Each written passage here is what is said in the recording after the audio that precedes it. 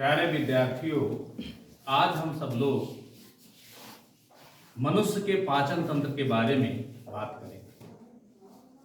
पाचन तंत्र है क्या, इसके बारे में आपको पिछली क्लासों में कुछ समझाया गया था। उन्हीं पिछली क्लासों में से आज फिर से एक बार समझ लीजिए किस तरह से पाचन तंत्र होता है।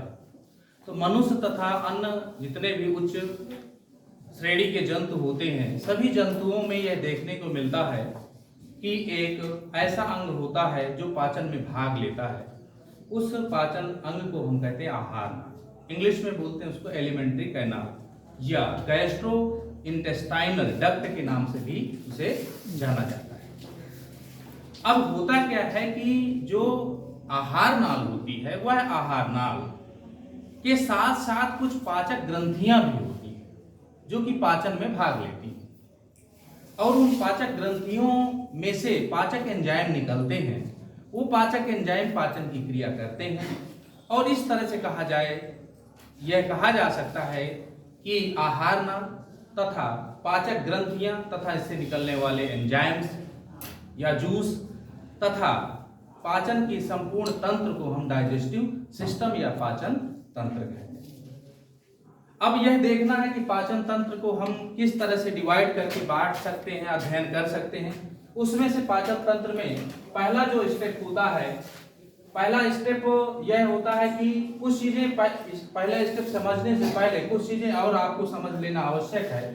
पाचन क्रिया में कुछ एंजाइम भाग लेते हैं। इन एंजाइम का क्या कार्य होता है इसके बारे में भी आपको जानकारी होनी चाहिए। पहला है कार्बोहाइड्रेज एंजाइम।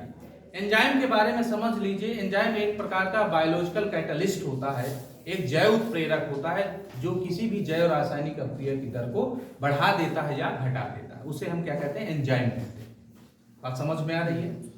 अब होता क्या है कि कार्बोहाइड्रेज, इसका जो नामकरण होता है एंजाइम का, नामकरण का एंजाइम करने के लास्ट में एज शब्द जोड़ा जाता है। ये जब आप एंजाइम पढ़ेंगे तो वहां पर आपको यह मिलेगा कि उसमें एंजाइम के नाम के अंत में जो उसका इंटरनेशनल नाम होता है, उसके नाम के अंत में एज शब्द जोड़ा जाता है। अब आपके दिमाग में बहुत सी चीजें ऐसी चलती होंगी कि सर कहीं पर जो है पेप्सिन, ट्रिप्सिन, इसके पहले मैं आपको बता चुका हूं कि टाइलिन, ये सब इसके कॉमन नेम है। क्या है? कॉमन नेम है। उसी तरह से कॉमन नेम के अंत में एज शब्द नहीं लगा होता है, लेकिन वो बहुत विख्यात है, बहुत फेमस है। इस वजह से उसमें यह देखने को मिलता है कि उनका कॉमन नेम आज भी चल रहा है। कार्बोहाइड्रेज एंजाइम की यदि बात करें तो कई तरह के होते हैं। माइलेज एंजाइम हो गए, लैक्टेज एंजाइम हो गए, इन्वर्टेज एंजाइम हो गया, सुक्रेज एंजाइम हो, कई तरह के एंजाइम पाए जाते हैं जिसके जो सबका अपना अपना एक विशेष कार्य होता है। कार्बोहाइड्रेज एंजाइम का कार्य होता है कार्बोहाइड्रेट का पाचन करना, कार्बोहाइड्रेट को तोड़ना, अपघटित करना। अब इनमें कार्बोहाइड्रेट में एमाइलेज एंजाइम है, लैक्टेज एंजाइम है, इन्वर्टेज एंजाइम है, सुक्रेज एंजाइम है। तो जो जिस प्रकार की शुगर्स होती है या नॉन शुगर होती है, उसी के आधार पर फिर वह पाचन करती है। जैसे सेलुलोज है, आपको पता है सेलुलोज कोशिका भित्ति में पाया जाता है, कोशिका की पादप कोशिका की कोशिका भित्ति में। तो सेलुलोज के पचाने के लिए सेलुलेज एंजाइम होता है। तो वो भी एक प्रकार का कार्बोहाइड्रेट होता है जो कि नॉन शुगर के अंतर्गत आता है। तो कहने का तात्पर्य यह है कि कार्बोहाइड्रेट एंजाइम जो होते हैं कई टाइप्स के हो सकते हैं। वो डिपेंड करता है कि पदार्थ कौन सा है, उसी पदार्थ के आधार पर वह उसका नाम किया जाता है, उसी तरह से वह कार्य करता है और कार्बोहाइड्रेट का पाचन करता है। इतनी बात समझ में आई? किसी कोई प्रॉब्लम? दूसरा है प्रोटीएज एंजाइम। प्रोटीएज एंजाइम यह प्रोटीन का पाचन करता है। प्रोटीएज एंजाइम जो होता है यह प्रोटीन का पाचन करता है। ध्यान रखना है आपको, प्रोटीएज एंजाइम जो होता है वह प्रोटीन का पाचन करता है। प्रोटीन का पाचन करता है। पाचन का मतलब डाइजेशन करता है। कार्बोहाइड्रेट जो है, कार्बोहाइड्रेट एंजाइम कार्बोहाइड्रेट का पाचन करता है। वह कार्बोहाइड्रेट कुछ भी हो सकता है, वो चाहे मोनोसैकेराइड्स हो या ओलिगोसैकेराइड्स हो, ओलिगोसैकेराइड्स में हो चाहे डाइसैकेराइड्स हो या ट्राइसैकेराइड्स हो या टेट्रासैकेराइड, कुछ भी हो सकता है। वह डिपेंड करता है कि कौन सी सैकेराइड्स है। इसके अतिरिक्त पॉलीसैकेराइड्स भी हो सकते हैं, जैसे स्टार्च हो गया, ठीक है। इसके अतिरिक्त ग्लाइकोजन हो गया, इसके अतिरिक्त जो है आप सेल्यूलोज ले लीजिए, सेल्यूलोज भी एक प्रकार का पॉलीसैकेराइड्स होते हैं। तो इस तरह से ये कार्बोहाइड्रेट एंजाइम का काम होता है कार्बोहाइड्रेट को पचाना। प्रोटीएज एंजाइम का काम होता है प्रोटीन का पाचन करना। ये डिपेंड करता है कि प्रोटीएज एंजाइम जो है जिस तरह की प्रोटीन होती है उसी के आधार पर उसका नामकरण कर दिया जाता है। ये कुछ एंजाइम हैं जैसे पेप्सिन है, ट्रिप्सिन है, ये एंजाइम ऐसे हैं जो इनके कॉमन नेम है, सामान्य नाम। तो सामान्य नाम चूंकि काफी फेमस हो गए थे इस वजह से इनका नाम भी फेमस नाम से ही आज भी जाना जा रहा है। बात समझ में आ रही? जैसे ऊपर वाले सुक्रोज, इसमें टाइलिन एंजाइम हम जोड़ सकते हैं, टाइलिन एंजाइम जोड़ सकते हैं। ये टाइलिन एंजाइम क्या ऐसा कॉमन नेम है, सामान्य नाम के आधार पर ही उसको जाना जाएगा। कितनी बात समझ में आई? किसी कोई प्रॉब्लम? इसके बाद आता है लाइपेज एंजाइम। लाइपेज एंजाइम का काम होता है लिपिड का पाचन करना। किसका? लिपिड का पाचन करना। लिपिड का पाचन। लिपिड का पाचन करने के लिए लिपिड आपको पता है दो तरह का होता है, वसा और तेल होता है। वैसे और एक प्रकार होता है वैक्स भी आता है इसी के अंतर्गत। तो यहां पर लिपिड के पाचन के लिए लाइपेज एंजाइम कार्य करता है। इतनी बात समझ में? तो इसके बाद आता है न्यूक्लिएज एंजाइम। क्या होता है? Nuclease enzyme. न्यूक्लिएज एंजाइम जो होता है वह न्यूक्लिक एसिड का पाचन करता है। न्यूक्लिक एसिड का पाचन करता है।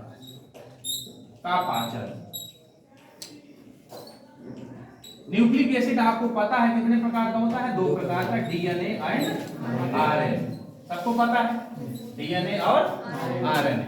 डीऑक्सीराइबोज न्यूक्लिक एसिड और दूसरा होता है राइबोन्यूक्लिक एसिड, जो पिछली क्लास में आपको पढ़ाया जा चुका है।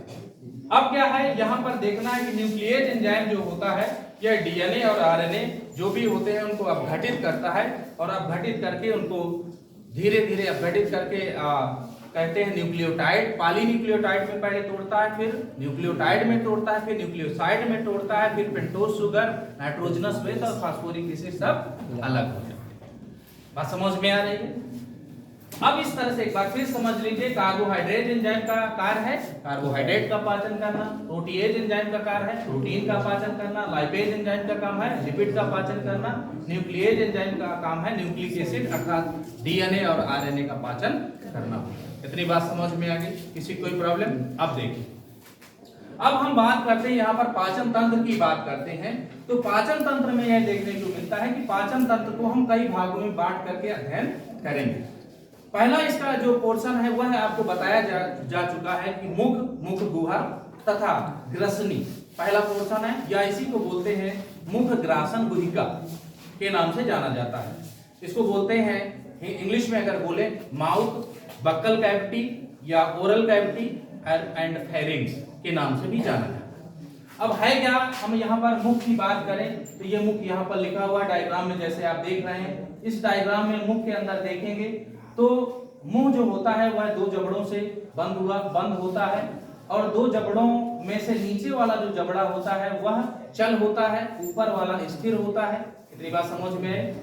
इसके अंदर जो होता है जिसको ओरल कैविटी या बक्कल कैविटी या मुख गुहा के नाम से जाना जाता है, इस मुख गुहा के अंदर हम देखेंगे तो एक मांसल जीभ होती है। क्या होती है? मांसल जीभ होती है। मांसल जीभ में यह देखने को मिलता है कि पीछे की तरफ जो है मांसल जीभ जुड़ी हुई होती है, आगे की तरफ चल होती है। इस जीभ में ऊपर की तरफ देखने को मिलता है कि कुछ स्वाद ग्रंथियां होती, टेस्ट ग्लैंड्स होती हैं, जिनमें पीछे की तरफ जो है देखने को मिलता है कि कड़वा महसूस होता है, जैसे मिर्च वगैरह खा ले।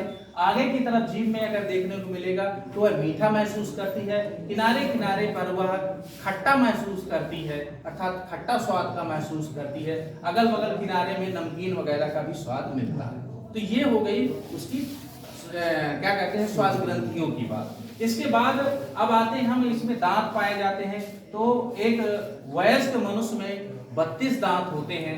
32 दांत में से अगर दांतों की बात करें तो दांत 4 प्रकार के होते हैं, आपको बताया जा चुका है। पहला इंसाइजर है, दूसरा केनाइन है, तीसरा प्रीमोलर है, चौथा मोलर है अर्थात हिंदी में अगर बोले इसे तो कृंतक, दूसरा रदनक, तीसरा अग्रचवर्णक, चौथा चवर्णक। इतनी बात समझ में आई?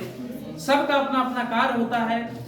जो इंसाइजर होता है उसका कार्य होता है कि वह काटने का काम करता है, जो कैनाइन होता है वो चीरने फाड़ने का काम करता है, जबकि मोलर और प्री मोलर पीसने का काम करते हैं। इतनी बात समझ में आई।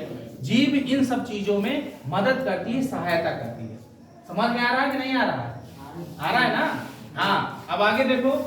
इसके बाद हम देखते हैं कि दांत क्या काम करते हैं। जो काम करते हैं वो आपको बताया जा चुका। इसके बाद आगे जो है हम ये देखते हैं कि जब भी हम लोग भोजन करते हैं तो भोजन करने के दौरान ये देखने को मिलता है कि भोजन के बाद इस भोजन में लार मिलने लगती है।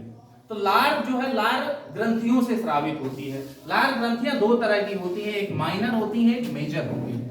अर्थात एक मेन होती है, दूसरी सहायक होती है। सहायक ग्रंथियां जो होती हैं पूरे ऊपर तालु में, गालों में, अंदर की तरफ और जीभ में, हर जगह वो पाई जाती हैं। छोटी छोटी ग्रंथियां होती हैं, वो उसको नम बनाए रखती हैं पूरे मुख गुहा को। बात समझ में आ रही है? जबकि जो मेजर होती हैं वो तीन तरह की होती हैं। एक पैरोटिक ग्लैंड्स होती हैं, दूसरा होता है सब लिंगुअल ग्लैंड्स होती हैं, तीसरा सब मैंडिबुलर ग्लैंड्स होती हैं। तीन तरह की ग्रंथियां होती हैं जिसके बारे में मैं आपको बता चुका हूं। इन ग्रंथियों में से क्या होता है, ये ग्रंथियां लार का श्रावण करती हैं और वह मुख गुहा में आता है। बात समझ में आ रही है? अगर हम सब मैंडिबुलर ग्लैंड की बात करें तो वह देखने को मिलता है यहाँ कान के पास, यहाँ पर उपस्थित होती हैं, जो दांत के पास खुलती हैं जाकर डक्ट में।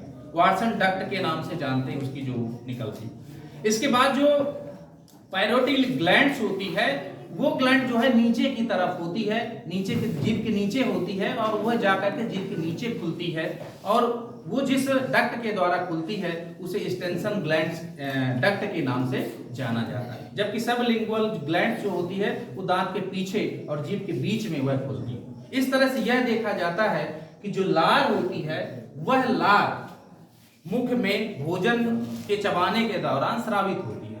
इस लार में दो तरह के जनरली एंजाइम पाए जाते हैं, और भी एंजाइम हो सकते हैं, लेकिन मुख्यतया दो तरह के एंजाइम होते हैं। एक टाइलिन एंजाइम होता है।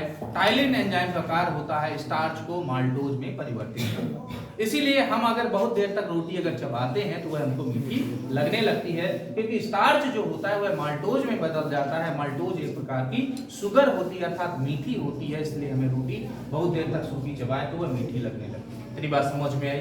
किसी कोई प्रॉब्लम? इसके बाद इसी में जो है लिंगुअल जो है लाइपेज एंजाइम का भी श्रावण होता है। जो लाइपेज, जाहिर सी बात है जहां भी कहीं आएगा लाइपेज तो आपको दिमाग में आ जाना चाहिए कि क्या पाचन करेगा? लिपिड का पाचन करेगा। लिपिड का पाचन करेगा। चाहे वो लार से स्रावित होगा तो उसको बोल देंगे कि यह लिंगुअल लाइपेज एंजाइम है। अगर वह अमाशय से स्रावित होगा, कहां से स्रावित होगा?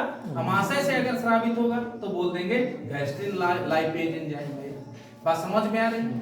इसके बाद भोजन चबाने के बाद आगे इसे फेरिंक्स या ग्रसनी में निगल लेते हैं। ग्रसनी में दो भाग है, मेन रूप से समझिएगा। ग्रसनी के दो होल होते हैं, दो दरवाजे होते हैं। एक दरवाजा जा करके श्वास नली में जाता है, दूसरा दरवाजा ग्रास नली में जाता है। अब जब हम लोग भोजन करते हैं तो डायरेक्ट सीधे अगर जाएंगे तो सीधे श्वास नली में पहुंच जाएगा इधर, जिसको हम क्या कहते हैं? कंठ द्वार। यहाँ क्या होता है? कंठ द्वार होता है। यहीं पे लैरिंग्स भी होता है। लैरिंग्स का मतलब कंठ जिसको कहते हैं, जिससे आवाज निकलती है। खैर हमें यहाँ श्वास नली से तात्पर्य। अब क्या होता है, जब हम भोजन निगलते हैं तो भोजन निगलने के दौरान इस कंठ द्वार के पास एक ढक्कन होता है जिसका नाम होता है एपिग्लॉटिस। एपिग्लॉटिस नाम का एक ढक्कन होता है। जैसे ही भोजन हम निगलते हैं वैसे ढक्कन बंद हो जाता है और श्वास नली बंद हो जाती है। अर्थात श्वास नली को इंग्लिश बोलते हैं ट्रैकिया, वह ट्रैकिया बंद हो जाती है। इतनी बात समझ में आई? किसी कोई प्रॉब्लम? जैसे ही बंद हो गई इसके बाद ये भोजन जाकर के यहाँ से घूम करके ग्रास नली में पहुंच जाता है। इतनी बात समझ में आई? अब दूसरा पॉइंट है ग्रास नली। ग्रास नली क्या होती है? एक प्रकार की ये भी एपिथेलियल सेल की बनी हुई होती है। एपिथेलियल कोशिका जो टिश्यू का एक प्रकार होता है, एनिमल टिश्यू का, आपको पता है। सारा का सारा जितना भी सिस्टम है, डाइजेस्टिव सिस्टम, सब एपिथेलियल सेल का, कोशिकाओं का अर्थात ऊतक का बना हुआ होता है। पिछले टर्न पे भी इस बात पे डिस्कस किया गया। अब आगे देखते हैं ग्रास नली जो होती है। ग्रास नली में एक प्रकार की गति होती है जिसे क्रामा कुंचन गति। पेरिस्टलिसिस के नाम से जाना जाता है। एक प्रकार की तरंग गति होती है, उसी तरंग गति के सहारे ही भोजन आगे की ओर बढ़ता है। अब आगे जाने के बाद जब भोजन और आगे पहुंचता है तो अमाशय में पहुंचता है। कहां पहुंचता है? अमाशय में पहुंचता है। मजा बहुत आ रही का? कंधे में हाथ रखे हुए सीधे बैठो ना। अब आगे देखो, यहां पर जैसे ही अमाशय में पहुंचने से पहले यहां पर एक दरवाजा होता है। सीधी भाषा में समझो, दरवाजा होता है। उसको इंग्लिश की भाषा में बोलते हैं कार्डियक स्फिंक्टर के नाम से जाना जाता है। हिंदी में संकोचक बोलते हैं। एक प्रकार का दरवाजा होता है। अब क्या होता है, यहां से भोजन आया अमाशय में पहुंच गया। इतनी बात समझ में आई? अमाशय के 4 भाग होते हैं। इधर वाला जो बाएं तरफ, जैसे अब हम खड़े हो जाएंगे ऐसे, तो ये हमारा बायां भाग हुआ। तो ये बाएं तरफ जो है फंड भाग होता है। कौन सा होता है? फंड या फुंड, जनरली फंड इसको पढ़ते हैं। तो फंड भाग होता है, ये इस साइड होता है। जहां से भोजन प्रवेश करता है, इस प्रवेश वाले भाग को कार्डियक पार्ट के या कार्डियक रीजन के नाम से जानते हैं। इसके बाद अन्य जो पोर्शन होता है, इसको कार्पस पार्ट या स्टमक बॉडी पार्ट के नाम से जानते हैं। इसके बाद इधर वाला जो पोर्शन होता है उसको पायरोलिक पार्ट के नाम से जाना जाता है। अब देखिए ध्यान से समझिए, यहां भोजन आया, भोजन आने के बाद ये दरवाजा बंद हो जाता है अपने आप ये दरवाजा बंद हो गया। बंद होने के बाद फिर देखने को मिलता है, इसमें अगर तरल भोजन है तो 1.5 घंटे से 2.5 घंटे तक तरल भोजन रहता है। अगर सॉलिड है तो फिर वह लगभग 3 से 4 घंटे तक रहता है। सॉलिड का मतलब ठोस है, तो वह 3 से 4 घंटे तक यहाँ अमाशय में रुकेगा। अब अमाशय में क्या होता है? अमाशय में कुछ एंजाइम स्रावित होते हैं, जिसमें से अमाशय के अंदर HCl हाइड्रोक्लोरिक एसिड स्रावित होती है। इसके अतिरिक्त इसमें गैस्ट्रिक लाइपेज एंजाइम स्रावित होता है। गैस्ट्रिक लाइपेज एंजाइम स्रावित होता है। आपको बता चुका हूं, लाइपेज है तो लिपिड का पाचन करेगा। और यहां पर HCl अम्ल जो होता है, हाइड्रोक्लोरिक एसिड होता है, वो स्रावित होता है, अलग अलग कोशिकाओं से स्रावित होता है। जो HCl होता है वह एक प्रकार की पेराइटल या ऑक्जेंटिक सेल्स होती हैं, उनसे स्रावित होता है। गैस्ट्रिक लाइपेज होता है, ये एक दूसरे प्रकार की कोशिकाओं से स्रावित होता है। जबकि एक प्रकार का म्यूकस भी स्रावित होता है। एक प्रकार का और हार्मोन्स होता है जिसको कहते हैं इंटीरियो ग्लैंड्स होती हैं एक प्रकार की, उससे स्रावित होता है। खैर यहाँ पर मेन रूप से आपको यह ध्यान देना है कि HCl और गैस्ट्रिक लाइपेज एंजाइम का श्रावण होता है। ठीक है, HCl का काम होता है कि जो भोजन अमाशय में आया, इस अमाशय में आए हुए भोजन को अम्लीय बनाना। क्या काम होता है? अम्लीय बनाना। अब दूसरी बात, अम्लीय जब बन गया, दूसरी चीज ये है कि एक एंजाइम इसमें और स्रावित होता है, जो मुख्य रूप से उसको कहते हैं प्री एंजाइम के नाम से जाना जाता है। और वो प्री एंजाइम, उसका नाम है पेप्सिनोजेन। एक प्रकार का प्री एंजाइम। प्री एंजाइम से तात्पर्य है प्रारंभिक एंजाइम, अर्थात वो कार्य नहीं करता। जैसे ही वो प्री एंजाइम जिसका नाम है पेप्सिनोजेन स्रावित होता है, वो पेप्सिनो एंजाइम के संपर्क में जब HCl आता है, अर्थात HCl इसके संपर्क में जैसे आता है, यह पेप्सिनोजेन पेप्सिन एंजाइम में बदल जाता है। किसमें बदल जाता है? पेप्सिन एंजाइम में बदल जाता है, जो आप एग्जाम्पल में यहाँ देख रहे हैं। पेप्सिन एंजाइम का काम क्या होगा? प्रोटीन का पाचन करना। सीधी सी बात, प्रोटीन का पाचन करना। अब पेप्सिनोजेन पहले सक्रिय नहीं होता है, वो निष्क्रिय रहता है, ऐसा नहीं होता है। जब उसे HCl मिलता है तब वह पेप्सिन एंजाइम में कन्वर्ट हो जाता है, बदल जाता है, और वह फिर प्रोटीन का पाचन शुरू कर देता है। इतनी बात समझ में आई? किसी को कोई प्रॉब्लम? इसके बाद यहाँ पर भी त्रामाकुंचन या क्रामाकुंचन गति होती रहती है। और ये गति होने के बाद भोजन यहाँ से धीरे धीरे आगे चल करके इस अमाशय से निकल करके यहाँ पर भी एक दरवाजा होता है। तो ये दरवाजे का नाम है पायरोलिक स्फिंक्टर के नाम से जानते हैं। ठीक है, ये यहाँ से भोजन धीरे धीरे आगे छोटी आंत में पहुंचता है। छोटी आंत को 3 भागों में बांटा गया है। पहला है डिओडिनम, दूसरा है जेजुनम, तीसरा है इलियम। 3 पार्टों में बटी हुई होती है। बात समझ में आ रही? छोटी आंत 3 भाग में बटी होती है। पहला ग्रहणी, दूसरा जेजुनम, तीसरा इलियम। जो ग्रहणी होती है वह सी आकार की होती है। किस आकार की होती है? सी आकार की होती है। और यह सी आकार की ग्रहणी में तमाम तरह के और एंजाइम भी जाकर के भोजन में। अब यहाँ पर एक चीज यहाँ से समझ लेना है कि इसमें जो स्रावित होने वाले एंजाइम है वो कहाँ से निकलते हैं, वो चीजें आपको जानना जरूरी है। इसमें से एक होता है लीवर ग्लैंड, जो लगभग 1.5 किलोग्राम की वजन की होती, सबसे बड़ी ग्लैंड मानी जाती है शरीर की।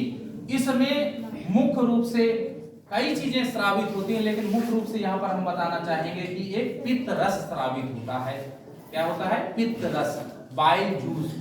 वह बाइल जूस पित्त रस पित्ताशय अर्थात गाल ब्लैडर में यहाँ पर एकत्रित हो जाता है। लिवर 4 भागों में बटा होता है, लेफ्ट, राइट, कार्डिक और क्वाड्रेट। 4 भागों में बटा हुआ होता है। और यहाँ पर यहीं से लटकी हुई एक पित्ताशय होता है अर्थात गाल ब्लैडर होता है, जिसमें पित्त रस संचित हो जाता है। यह पित्त रस यकृत कोशिकाओं अर्थात हिपैटिक सेल के द्वारा सिक्रीट होता है, स्रावित होता है। इसके अतिरिक्त भी पित्त रस के अतिरिक्त भी तमाम तरह की चीजें यकृत में स्रावित होती हैं, बनती हैं और बिगड़ती हैं। बात समझ में आ रही है? यहां पर मेन रूप से हमें यह देखना है कि पित्त रस स्रावित होता है, साथ ही साथ कुछ क्षारीय कार्बनिक पदार्थ भी, इसमें अकार्बनिक पदार्थ भी स्रावित होते हैं। क्षारीय अकार्बनिक पदार्थ भी स्रावित होते हैं, बनते हैं, जो इस हिपैटिक डक्ट इसको बोलते हैं, इसको लिवर नलिका बोलते हैं। यह लिवर नलिका जाकर के आगे ये पैनक्रियाज है अर्थात ये भी एक प्रकार की दूसरी मिक्स्ड ग्लैंड होती है, एक प्रकार की। ये ग्लैंड से जाकर के मिल जाती है। यहाँ इस डिओडिनम में मिलने से पहले यह जाकर के इस से निकलने वाली ग्लैंड के साथ मिल जाती, फिर कॉमन एक ग्लैंड बनती है जिसको हिपैटिक पैनक्रियाटिक डक्ट के नाम से जानते हैं। अर्थात ये दोनों मिल करके यहाँ पर जाकर के ग्रहणी में खुलती है। अब यहाँ पर पित्त रस का देखिए काम क्या है। पित्त रस का काम होता है मुख्य रूप से जो वसा हम खाते हैं अर्थात लिपिड खाते हैं, उस लिपिड का इमल्सिफिकेशन करना। कैसा समझ में नहीं आया इमल्सिफिकेशन क्या होता है? इमल्सिफिकेशन जो होता है एक प्रकार का पायसीकरण होता है। कैसा पायसीकरण क्या होता है? ये देखिए केमिस्ट्री की चीज है। केमिस्ट्री में होता है इमल्सिफिकेशन, जब यह देखा जाता है कि विलायक और विलेय दोनों द्रव, विलायक और विलेय दोनों द्रव हो, तो उनसे जो हमें पदार्थ बनेगा मिलने के पश्चात, तो उसे हम बोलते हैं पायस। जैसे दूध में पानी होता है और एक प्रकार की प्रोटीन होती है जिसको हम क्या कहते हैं? लैक्टोज। एक प्रकार की शुगर होती है, केसीन प्रोटीन होती है। क्या होती है उसमें? Casein protein. जब दोनों मिलते हैं तो इमल्सिफिकेशन की क्रिया होती है अर्थात पायसीकरण की क्रिया। अर्थात ऐसे समझिए कि जैसे हम लोग नहाते हैं, नहाने के बाद तेल लगा लेते हैं, तो क्या होती है? पानी की बूंदे बूंद बूंद बूंद शरीर में दिखाई देती। कभी आपने देखा नहाने के तुरंत बाद तेल लगाइएगा, वही एक इमल्सिफिकेशन। दूसरा, लीवर से एक प्रकार का अकार्बनिक पदार्थ स्रावित होता है। यह अकार्बनिक पदार्थ की अगर हम बात करें तो ये अकार्बनिक पदार्थ क्षारीय नेचर के होते हैं। अब यहाँ पर आमाशय में जो भोजन है वो अम्लीय हो गए, जीवाणु को नष्ट कर रहा है, पेप्सिनोजेन एंजाइम को उत्तेजित कर रहा है, पेप्सिन में कन्वर्ट कर रहा है। यहाँ जैसे ही आगे पहुंचेगा, पहुंचने के बाद जैसे ही ये लीवर से अकार्बनिक क्षारीय पदार्थ मिलेंगे तो भोजन का माध्यम क्षारीय हो जाएगा, अम्लीय से क्षारीय में बदल जाएगा। क्षारीय में क्यों बदलता है? क्षारीय में इसलिए बदलता है क्योंकि बहुत से ऐसे एंजाइम होते हैं जो इस पैनक्रियाज से स्रावित होते हैं। उन एंजाइमों में हम बात करें तो कार्बोहाइड्रेट एंजाइम है, इसमें से ढेर सारे जितने भी एंजाइम हैं, सारे के सारे एंजाइम इस अग्न्याशय या पैनक्रियाज से स्रावित होते हैं। इतनी बात समझ में आई। और ये तभी कार्य करते हैं जब माध्यम क्षारीय, अर्थात क्षारीय माध्यम नहीं होगा तो जल्दी वो काम नहीं करता। इतनी बात समझ में आई? इसी कोई प्रॉब्लम? इसके बाद जी सर उसमें से क्षारीय निकलते हैं, यहाँ से क्षारीय पदार्थ निकलते हैं, और सर यहाँ से अम्लीय, यहाँ से जा करके यहाँ से केवल एंजाइम निकलते हैं। सर वहाँ से अम्लीय निकलता है ना, यहाँ से, हाँ यहाँ से जैसे यहाँ देखो, यहाँ से यहाँ अम्लीय माध्यम था, हाँ यहाँ से आगे गया, जैसे ही ग्रहणी में प्रवेश किया तो यहाँ से ये अम्ल स्रावित हो रहा है। यहाँ से ये इस लीवर से अगर देखें, लीवर से एक प्रकार का क्षारीय कार्बनिक पदार्थ निकल रहा है। क्षारीय कार्बनिक पदार्थ जैसे ही यहाँ पहुंचेगा, भोजन यहाँ से अम्लीय आया तो यहाँ मिलेगा तो क्या होगा, न्यूट्रलाइजेशन की क्रिया होगी, फिर क्या होगा, ज्यादा मिलेगा तो क्षारीय हो जाएगा। बात समझ में आ रही कि नहीं आ रही? आ रही ना। इसी के साथ साथ इस प्रक्रिया से एक सहायक जो है डक्ट भी निकलती है, नलिका भी निकलती है, उसमें से भी यही एंजाइम सारे के सारे स्रावित होते हैं। ये तभी कार्य करते हैं जब माध्यम क्षारीय। इतनी बात समझ में आई। अर्थात जब माध्यम इस डिओडिनम अर्थात ग्रहणी का माध्यम क्षारीय होगा। क्यों क्षारीय होगा? क्योंकि लीवर से एक प्रकार का क्षारीय कार्बनिक अकार्बनिक पदार्थ स्रावित हो रहा है। किसके साथ साथ? पित्त रस के साथ साथ बाकी बहुत सी चीजें उसमें स्रावित होती हैं। यहाँ मेन चीज आपको यह समझना है कि पित्त, इस यकृत से पित्त रस स्रावित होता है जो जाकर के गाल ब्लैडर में एकत्रित हो जाता है, और जब हम भोजन करते हैं तो गाल ब्लैडर से वो निकल करके इस डक्ट के सहायते, नलिका के सहायते यहाँ पे निकलता है। साथ ही साथ यहाँ पर यह भी देखने को मिलता है कि अकार्बनिक क्षारीय पदार्थ भी निकलते हैं, वो जाकर के इसी के साथ यहाँ निकलते हैं। अब यहाँ से अम्लीय भोजन आया, तो यहाँ क्षार मिला तो क्या हुआ, उदासीनीकरण की क्रिया हुई। उदासीनी जब और क्षार मिल गया तो क्या हो जाएगा, क्षारीय माध्यम हो जाएगा। जब क्षारीय माध्यम हो गया तो यहाँ से निकलने वाले जितने भी ये carbohydrate enzyme, protease enzyme, lipase enzyme, nuclease enzyme सब कार्य करना शुरू कर देंगे। बात समझ में आ रही है? जब कार्य करना शुरू होंगे तो इनका कार्य क्या है, सबको पचाना। सबका काम क्या है, पचाना। पचाने का काम, जैसे मान लें कार्बोहाइड्रेट एंजाइम है, पॉलीसैकेराइड्स है, पॉलीसैकेराइड्स को वह डाइसैकेराइड्स में तोड़ देगा, ट्राइसैकेराइड्स में तोड़ देगा, टेट्रासैकेराइड में तोड़ देगा।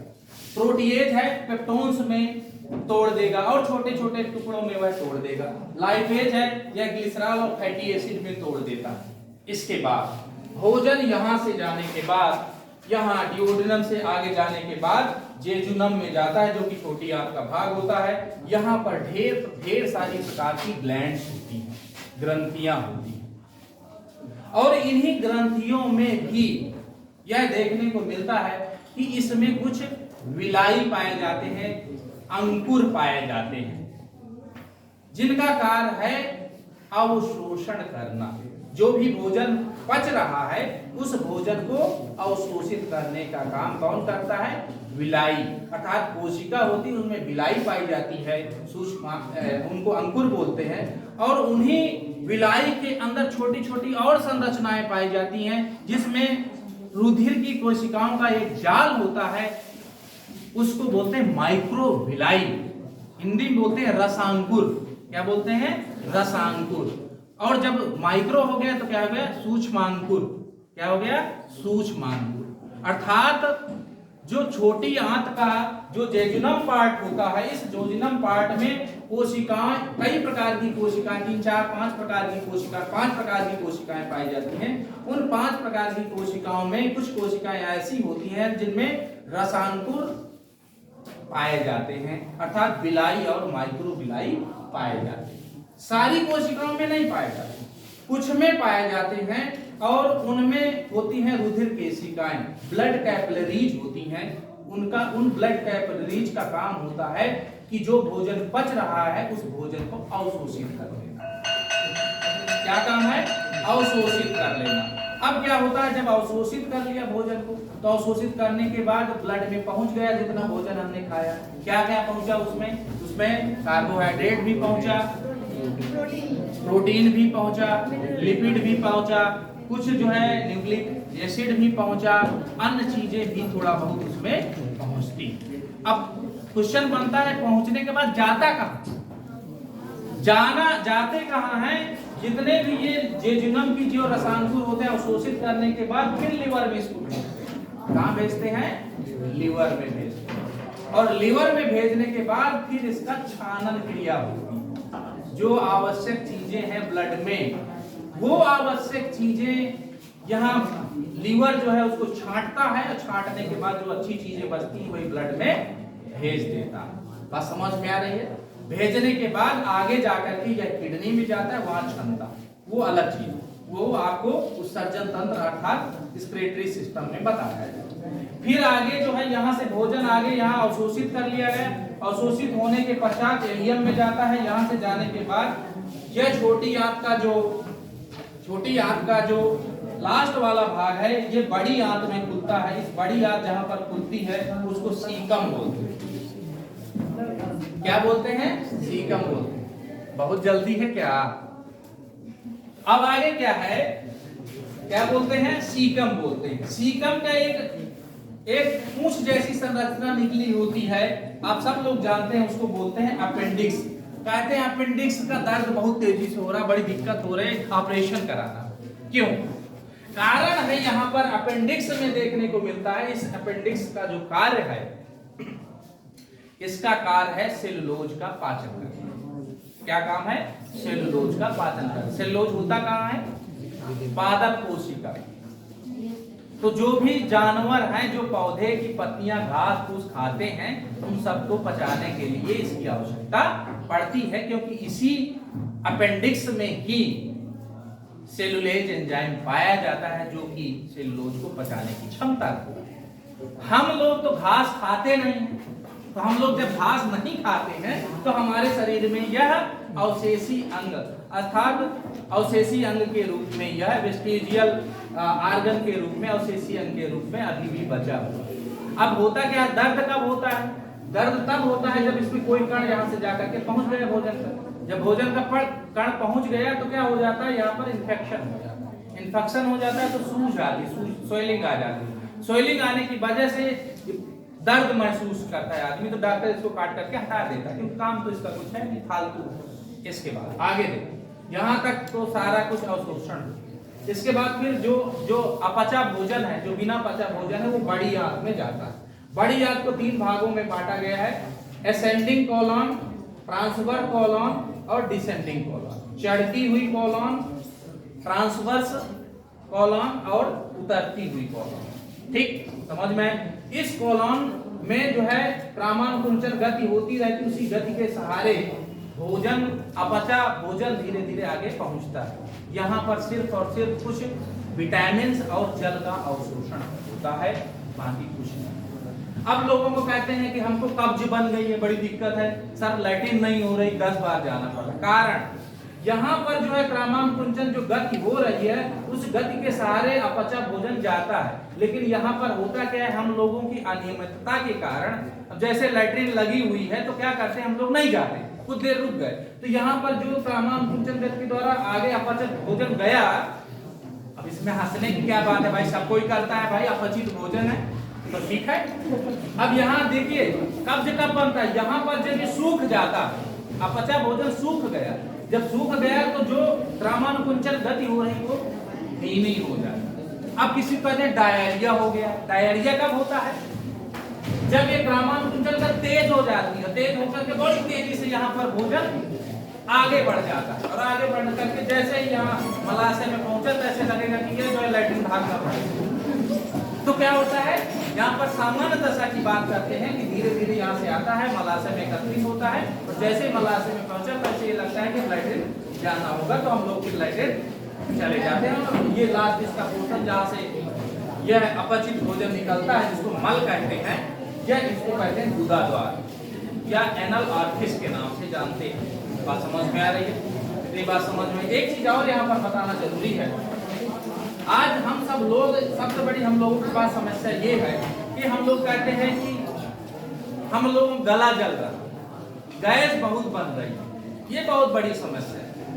अल्सर हो गया है, आंत का अल्सर। तो यहाँ पर जब हम लोग कोई भोजन नहीं करते, खाली पेट रहते हैं, तो यहाँ पर HCl बहुत तेजी से स्रावित होता है। HCl की वजह से जो दीवार होती है अमाशय की, दीवार में थोड़े थोड़े छेद टाइप हो जाते हैं या फफोले टाइप पड़ जाते हैं। अम्ल है भाई, खतरनाक तो होता ही, हालांकि म्यूकस इतना स्रावित होता है कि जल्दी होता नहीं, इसलिए खाली पेट सामान्य दशा में नहीं रहना चाहिए। बात समझ में आ गई? किसी कोई प्रॉब्लम? अच्छी तरह समझ में आ गया?